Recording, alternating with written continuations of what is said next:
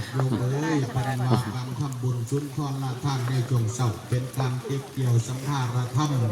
เป็นการเก็บกำต้นทุนบุญกุศลคุณมาทำย่ำใดแต่ใจผ่องบ่มั่วมองอ่ำคุณนี่ละเป็นตัวบุญถ้ามาไม่ถึงไปขอเชิญเจ้าแม่นมันค่อยสั่งสมไปเพียละหน่อยที่ละหน่อยหาราค่าบ่อใดนี่ไว้แต่สัวดีสัตว์อื่นๆจังสี่เช่นฟุกหมูง้อไฟตั้งไฟสารหมูกุนสโลซาย่ามเมื่อสังขารหม่างนังง่าทั้งกระดูกกระยามีดผ่าแผ่ขายได้ผู้สูแนวบัดคนตายไปแล้วล่างกะจีเผาไฟเลยบ่มีประการใดสิขามีขายซื้อ